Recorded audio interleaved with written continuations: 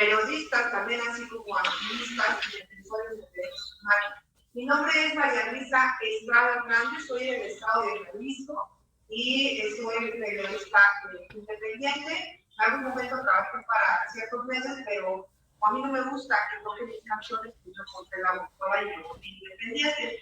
Entonces, no les hablo más de niveles de estudios y académicos porque no se trata de sino enfocarse realmente en el problema del mecanismo de protección a periodistas, activistas y defensores de derechos humanos. Este mecanismo se creó únicamente para los cuales lo macho.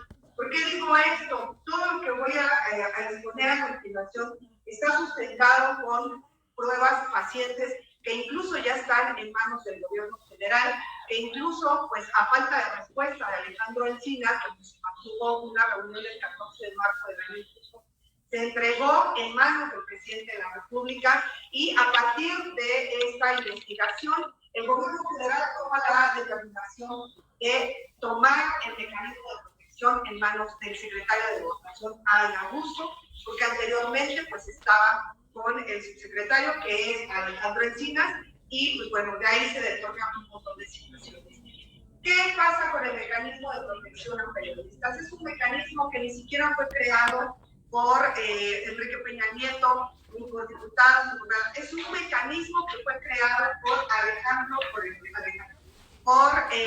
García Luna, ex secretario de Felipe Calderón, quien hoy se encuentra preso en Estados Unidos por narcotráfico, delincuencia organizada, lavado de dinero, etcétera, etcétera, y lo que resulte. ¿Cómo fuimos a dar con esta información? Pues es una investigación, como vuelvo a repetir, que está basada en actas constitutivas, en donde, pues bueno, fuimos rastreando las empresas que estaban, que es de RCU, en donde, pues fuimos a parar que empieza el centro en Israel, en donde esa empresa, que es una de las que da el programa Pegasus, pues es el que le empieza a brindar el servicio al mecanismo.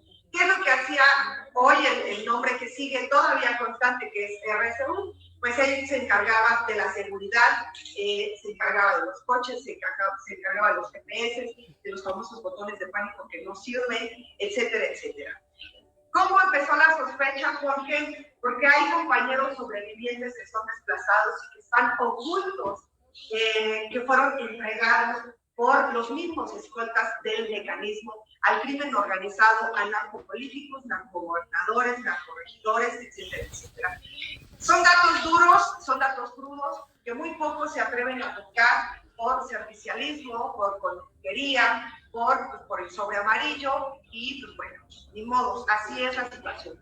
Otra de las cosas es de que cuando se empieza a detectar los testimonios de los compañeros sobrevivientes que fueron pues entregados por mismos escoltas del mecanismo, es cuando uno hace la sospecha y se empieza la investigación. Por un lado, el compañero, y vuelvo a repetir, mi maestro Jesús Venus Barajas, él inicia la investigación con el gobierno de Israel y empieza a rastrear todo lo que brindaba la empresa RCU, que al paso de los años fue cambiando de razones sociales y actualmente se encuentra en 9 estados de la República, que es la Ciudad de México, Guadalajara, Monterrey, Chihuahua, Sonora, casualmente, pues los estados en donde más violencia a periodistas hay: Mendoza, Tamaulipas, Guanajuato, en fin.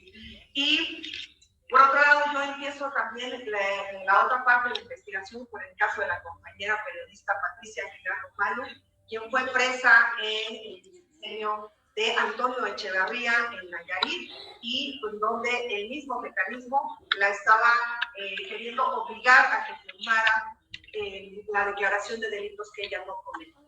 Un exfuncionario que también gracias a la investigación fue destituido, quien se llama... se me fue su nombre, ahorita les digo el nombre. Pero bueno, el chiste es que él fue en 2 ocasiones al penal, un penal clandestino que se creó con Antonio Echeverría, gobernador de Nayarit, y tenían presa a la compañía. En Nayarit no matan a los compañeros, les generan delitos y los meten en prisiones. Y este fue el caso de la compañera Patricia Aguilar, en donde ella en una conferencia denuncia la corrupción hacia, pues también ella tiene su cártel inmobiliario en Nayarit, en donde bueno, el papá del exgobernador Antonio Echeverría está muy involucrado también en el despojo de terrenos. La compañera Patricia Aguilar Romano lo denuncia y posteriormente, ya teniendo el mecanismo, el gobierno de Antonio Echeverría llegó, la apresó con todo y escoltas. Y ahí es donde arranca la segunda parte de la investigación. Posteriormente, estando yo en el estado de Nayarit, sufro un atentado, iba con mi equipo de trabajo y pues nos balearon en la camioneta y fueron policías del estado de Nayarit. ¿Por qué? Pues porque sufrimos la prisión clandestina que generó Antonio Echeverría a un fiscal del estado de Nayarit y posteriormente se comunica conmigo el exfuncionario del mecanismo y en donde pues estaba muy insistente que yo le brindara mi ubicación y es ahí donde me doy cuenta que me querían entregar pues al gobierno de Antonio Echeverría.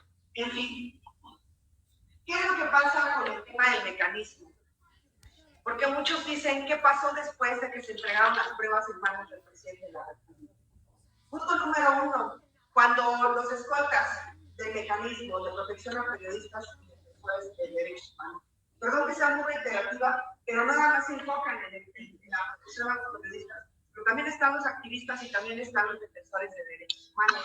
¿Qué pasó? Pues bueno, el secretario de Gobernación, Adán Augusto, toma en su posición o pasa ya directamente a la Secretaría de Gobernación. ¿Por qué? Porque hay todavía un servidor público que de hecho desde el primer encuentro nacional de periodistas quedó en la libertad, donde estamos exigiendo la renuncia o la destitución de Enrique Irazoque. Enrique Irazoque, en el Calderonato, emana del Calderonato este servidor, que es la conexión hacia las organizaciones, las ONG, que hoy, bueno, se encuentra de senadora de la República, en donde la primera vez que yo renuncio ya tenemos complementado y ya afianzado y ya puesto las bases y los cimientos sustentables de la investigación de la corrupción ligado a Genaro García Luna. Yo lo presento ante el presidente de la República y de ahí es donde yo veo que esto va más allá de Genaro García Luna, en donde gobiernos estatales, municipales y también pues parte del federal está involucrado en este tema. ¿Por qué? Porque resulta que se me vinieron encima ONGs, se me vinieron encima obviamente los medios fuertes, televisoras, radio, periódicos, pero a mí lo que más me sorprendió es que fueron ONGs, capítulo 19, periodistas desplazados, reporteros sin fronteras, y entonces ahí es cuando viene el choque y dices, caray, si las ONGs están para defendernos, ¿de qué estamos hablando? Y te das cuenta que las ONGs es un aparato burocrático que mientras más sangre derramada exista de los compañeros y compañeras periodistas, más recursos reciben de organizaciones internacionales. No somos cifras, no somos números, somos seres humanos. Otra de las cosas, en el tema del artículo 19, se esforzó sobremanera para querer desacreditarme y para querer tumbar esa investigación. Reporteros sin Fronteras, que el secretario periodistas desplazados, el secretario de periodistas desplazados de la ONG, por cierto, muy frecuente en las mañaneras, también utilizó espacios en redes sociales para desacreditar mi persona, y también el secretario de Gobernación, Olga Sánchez Cordero, publica un comunicado en donde pues desmiente una investigación que ni siquiera había realizado. A partir de ahí es donde nos damos cuenta de lo que estábamos enfrentando y a lo que nos estábamos enfrentando. Nosotros seguimos insistiendo, a mí me vetan de la mañanera, porque cubro la fuente presidencial y también los gobernadores, a mí me vetaron, y no fue directamente por el presidente de la República, fue por una funcionaria que se encarga de la logística de las mañaneras o las conferencias del presidente de la República. La señora se llama Noemí Guerra.